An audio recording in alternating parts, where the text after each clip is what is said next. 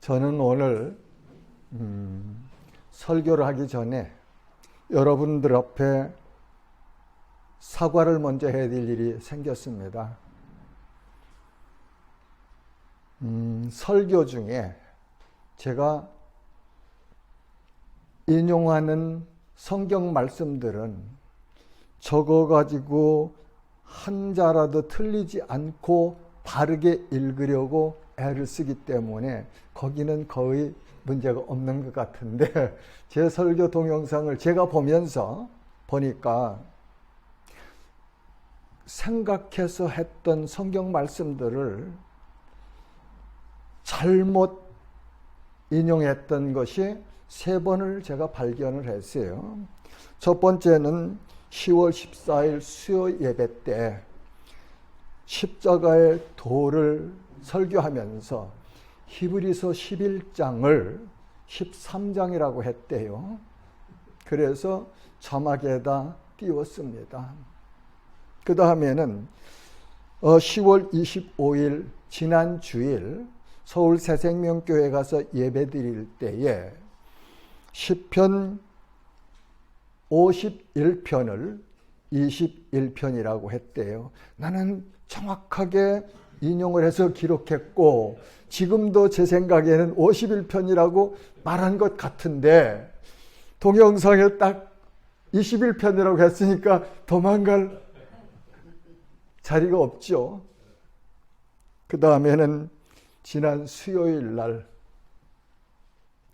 디모데 전서를 후서라고 했대요. 용서하세요. 잘못 가르칠 의도로 그러는 건 아닙니다. 그러나 이 사실을 발견하고서 저는 제 얼굴이 너무 뜨거워졌어요. 40년 동안 성경을 읽었고 가까이 했고 친근히 했고 암송했고 했는데도 이런 실수를 하는 것을 보면서 겸손해져야 되겠다.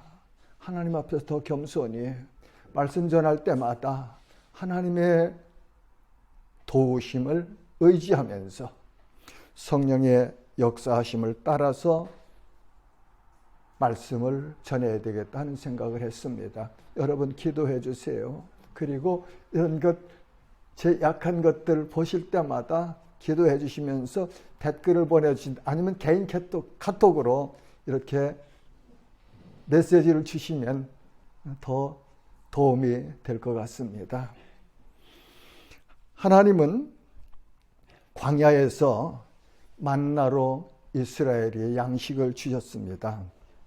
하나님은 애굽에서 종살이하고 있던 이스라엘을 출애굽시켜 주셨습니다. 하나님은 홍해를 가르시고 이스라엘이 그 홍해를 육지같이 지나게 하셨습니다. 하나님은 이스라엘을 추격해오던 바로의 군대를 홍해에 수장시키셨습니다. 홍해를 건넌 이스라엘은 광야 생활이 시작되었습니다. 그들은 익숙하지 않고 낯선 광야 생활을 불평하기 시작합니다. 모세와 아론을 원망합니다. 우리가 애굽 땅에서 고기 가마 곁에 앉아있던 때와 떡을 배불리 먹던 때에 여호와의 손에 죽었더라면 좋았을 것을 너희가 이 광야로 우리를 해내어 이 온 회중이 줄여 죽게 하는도다. 출애굽기 16장 3절 말씀입니다. 이때가 이스라엘 백성이 애굽에서 나온 지 45일 지난 후였습니다. 종살이하던 애굽에서 자유를 얻은 이스라엘이 그 황홀한 감격을 잊어버렸네요. 광야라는 불편한 환경을 만나서 원망과 불평을 하고 있습니다. 오늘 본문 말씀 출애굽 16장 그 이전 장을 보면은 15장에서 모세가 하나님을 찬송했고 모세의 누나였던 미리암이 소고를 치면서 하나님을 찬송했어요. 그래서 그렇게 애굽에서 자유함을 얻은 것, 해방된 것, 그리고 홍해를 육지같이 건너온 그 일을 돌아보면서 하나님을 기뻐하며 찬양했는데, 불과 며칠이 지난 후에 그 광야의 불편함을 당하면서 원망하는 모습을 지금 성경은 우리에게 가르쳐주고 계십니다. 작년에 요르단 암만에 갔다가 그 아래 페트라인가요? 그쪽에 가면서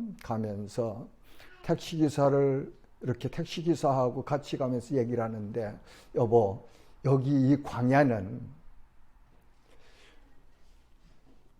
뜨거운 바람이 불어올 때는 그 뜨거운 모래들이 날라오는데 도저히 여기서는 살 수 있는 방법이 없는 그런 광야라고 하대요. 그 광야를 어쩌면 이스라엘과 지금은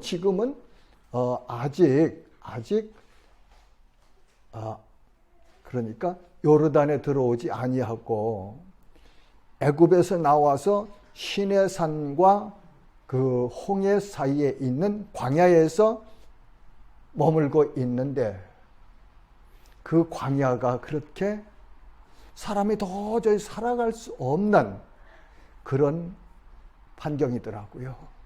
근데 여기 와서 떠나면 나도 불평하고 원망했겠네. 그들이나 나나 별로 다른 것 없지 않습니까? 그러면서 많은 생각을 해봤습니다. 자, 이스라엘 백성들은 이렇게 홍해를 건너와서 하나님을 찬양하며 기뻐했었는데 불편한 광야 생활을 하면서 원망하고 있네요. 자, 우리들의 모습은 어떻습니까? 예수 그리스도를 주님으로 믿고 하나님의 영광스러운 빛을 체험하고 예수 그리스도 안에서 누리는 자유함과 주님이 하늘로부터 내리시는 평강을 누리며 성령의 능력으로부터 흘러나오는 생수와 같은 기쁨을 누리던 날이 있었습니다. 이것은 성도가 거듭남을 경험한 감격이었습니다. 시간이 흘렀습니다. 가슴이 뜨거워서 열심히 전도했습니다.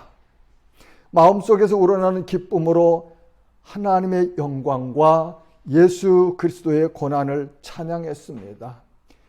감격과 감사의 눈물을 흘렸습니다. 그리고 지난 날에 나의 죄악된 삶을 돌아보며 많은 눈물을 흘리기도 했습니다. 예배를 드리는 순간들이 가슴이 벅차도록 기쁜 일이었습니다. 주님을 섬기는 일이라면 우선순위의 첫 번째였습니다. 주님이 기뻐하시는 일이라면 나의 생명까지라도 드릴 수 있다고 고백했습니다. 주님을 뜨겁게 사랑했습니다. 이웃을 사랑하며 섬기는 기쁨으로 살면서도 행복했습니다.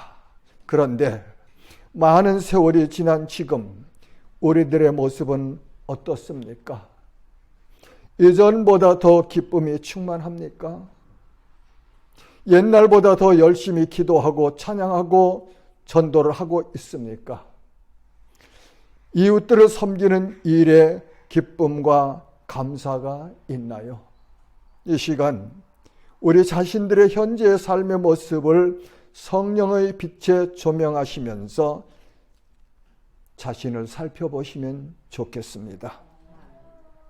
출애굽기 16장 4절 5절 말씀입니다. 그때에 여호와께서 모세에게 이르시되 보라, 때가 너희를 위하여 하늘에서 양식을 비같이 내리리니 백성이 나가서 일용할 것을 날마다 거둘 것이라.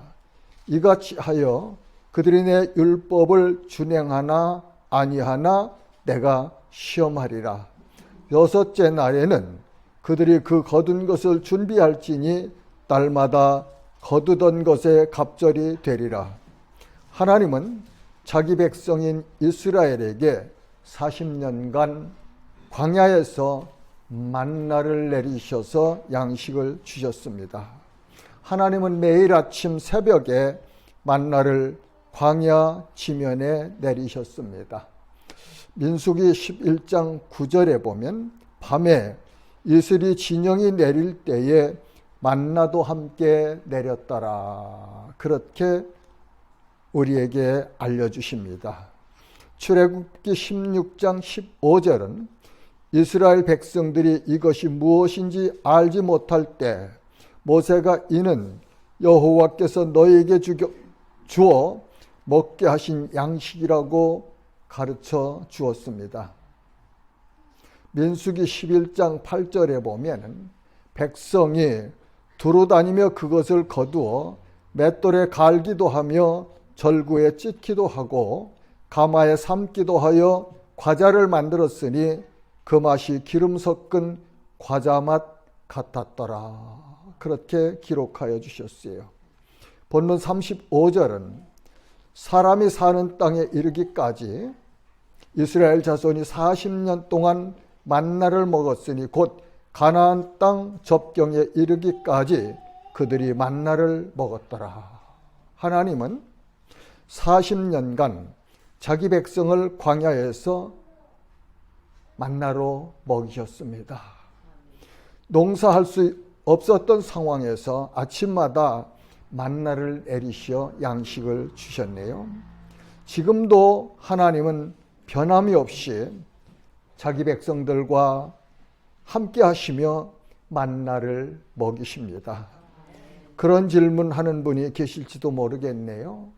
목사님, 아침에 그럼 들판에 나가면 만나가 내렸습니까? 지금도.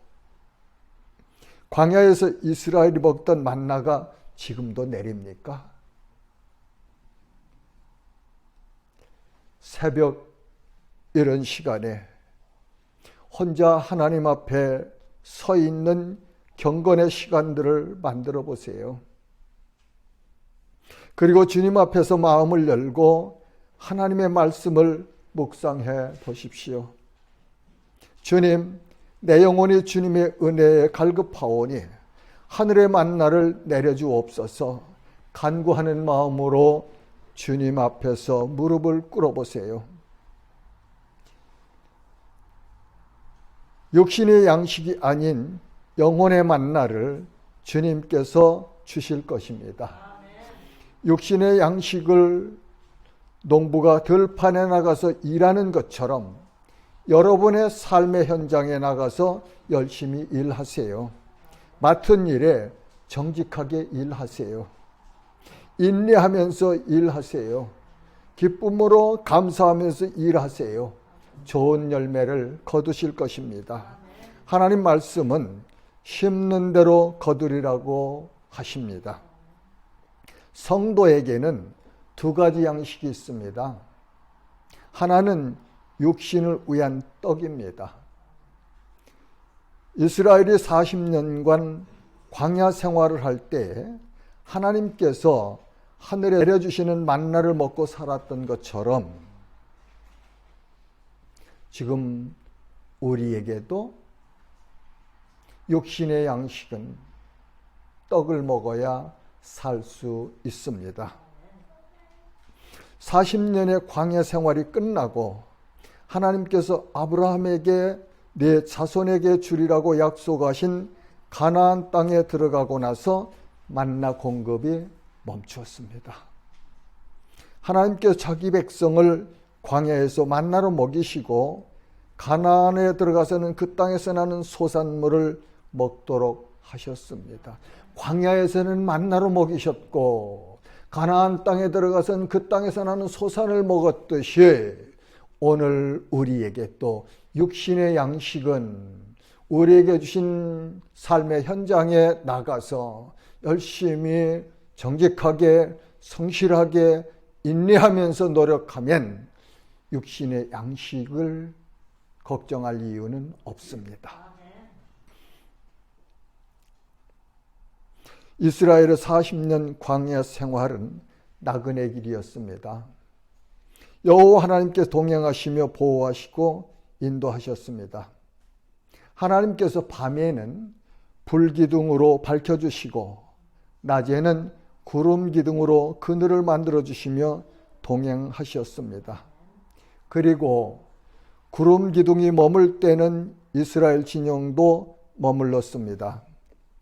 구름 기둥이 움직이면 이스라엘도 구름 기둥을 따라서 이동하였습니다. 이스라엘은 40년간 그렇게 광야 나그네 길을 걸었습니다. 그 40년 동안 하나님은 어김없이 매일 새벽마다 하늘에서 이슬과 함께 만나를 내려주셨습니다. 6일째 되는 날은 백성들이 이틀분의 양식을 거두었고 안식일에는 일을 하지 않았습니다. 다른 날에 자기 가족의 수에 따라서 하나님께서 정하여 주신 분량 한 오매를 초과하여 거두어서 저장했던 만나는 다음 날 아침에는 벌레가 생기고 냄새가 났다고 성경은 기록하여 주십니다. 그러나 하나님께서 말씀하신 대로 안식일을 위하여 준비한 만나는 하루가 지났어도 벌레가 생기지 않았습니다. 이는 성도는 하나님의 말씀을 순종하는 것이 복이라는 사실을 알려주는 교훈입니다. 자, 이스라엘이 광야 40년간을 나그네 생활을 했던 것처럼 지금 이 땅을 살고 있는 성도들 또한 영원한 본향집을 찾아가고 있는 나그네라는 사실을 알려주는 교훈입니다. 영광의 아버지가 기다리시는 천국집을 찾아가고 있는 나그네가 성도들의 현주소입니다. 성도는 하늘 시민권자입니다. 성도는 이 땅의 삶은 곧 순례자의 삶입니다. 이스라엘 백성이 40년 동안 광야 생활하는 그 40년은 하나님께서 약속해 주신 가나안 땅을 찾아가고 있는 나그네의 여정이었듯이 오늘 이 땅에 살고 있는 성도들의 삶 또한 영원한 본향집, 아버지가 기다리고 있는 그 집을 찾아가고 있는 나그네 길, 순례자의 길이다, 그런 말입니다. 저 멀리 배는 나의 시온성, 오 거룩한 곳 아버지의 집, 내 사모하는 집에 가고자 한밤을 세웠네. 저 망망한 바다 위에 이 몸이 상할지라도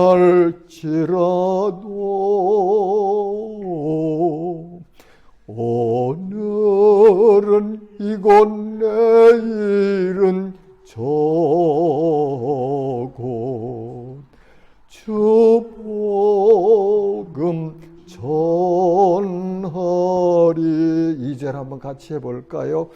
아득한 나의 갈 길 다가고 저 동산에서 편히 쉴 때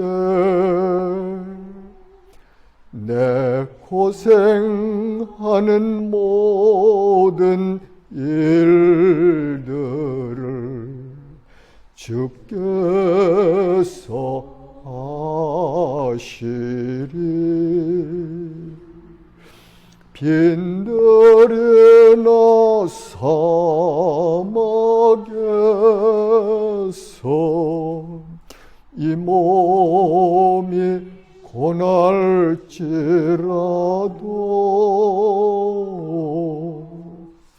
오 내 주 예수 날 사랑하사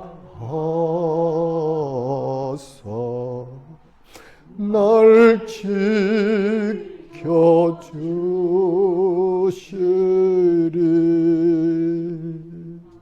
아멘. 예수님은 오병이어로 장정만 5,000명을 먹이셨습니다. 먹고 남은 것을 거두니 12강줄이나 되는 역사를 하셨습니다. 사람의 육신은 빵을 먹어야 삽니다. 사람의 육신의 양식인 떡이 우리가 사는 날 동안은 필요합니다.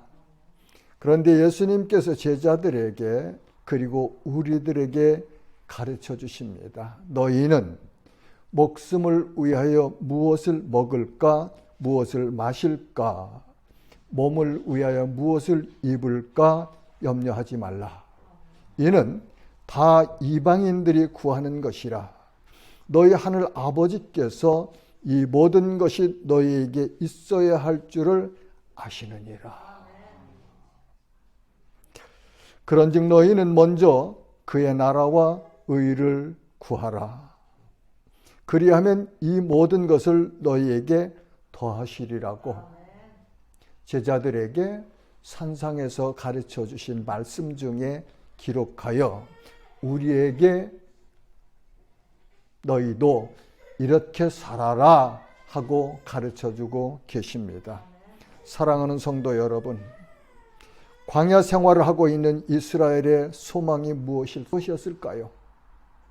그들에게는 함께 하시는 하나님께서 떠나지 아니하시는 것이었겠죠. 그 광야에서 만약에 하나님께서 구름 기둥과 불 기둥으로 함께 하시지 않는다면 이스라엘이 그 광야에서 생존하기가 참 어려웠을 것입니다. 페추라에 갔을 때요, 그 좁은 골목길, 바위산 그 골목길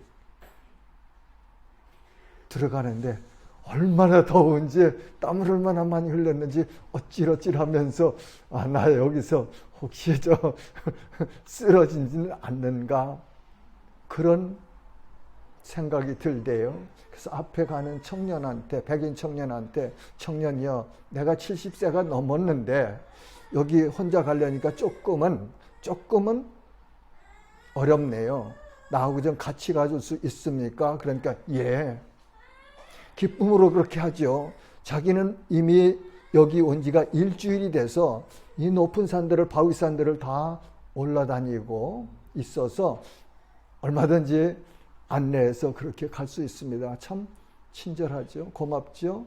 그래서 그분이 그렇게 곁에 있으면서 안내해줘서 페추라제가 보려고 했던 것들을 다 돌아보고 왔습니다.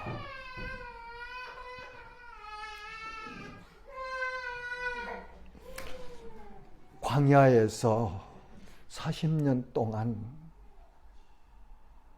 생활하던 이스라엘의 소망은 하나님이 함께 하시는 것이었습니다. 지금도 우리의 소망이 가장 1순위가 무엇이었나 하면 하나님이 나와 동행하시는 이 은혜, 이 사랑, 이것을 소망해야 합니다. 그리고 이 사실을 확인해야 되죠. 하나님께서 우리를 구원하신 그날부터 우리 안에 성령으로 내주하시면서 우리 가운데 운행하시면서 우리를 인도하시고 가르치고 계시지 않습니까? 그런데 우리가 너무 지나친 욕심에 빠지면 이 사실을 잊어버리고 함몰될 때가 있죠. 이런 때는 위기입니다. 그런 때 하나님 앞에 무릎 꿇고 함께 동행하시는 하나님의 은혜를 다시 누려야 할 것입니다.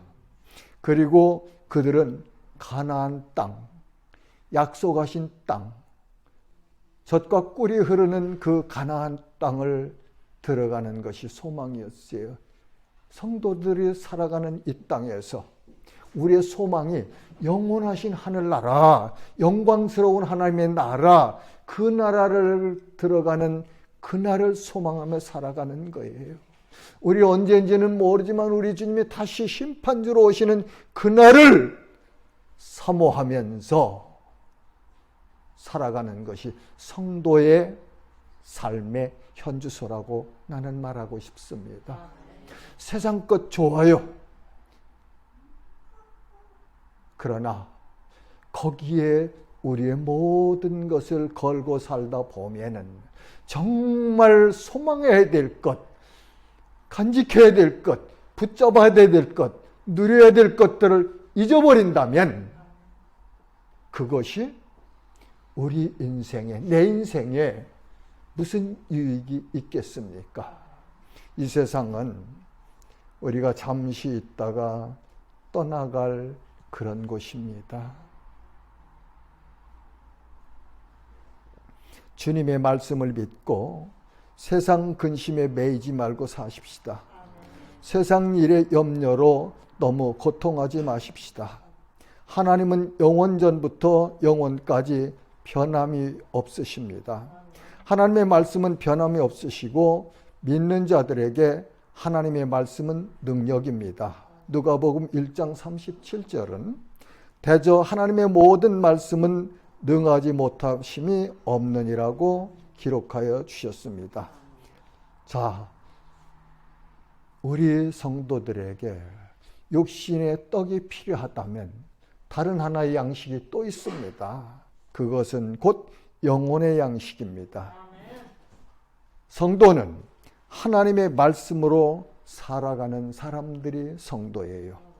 예수님께서 광야에서 40일 동안 금식하시고 줄이셨을 때에 시험하는 자 마귀가 예수님을 찾아와서 시험을 겁니다.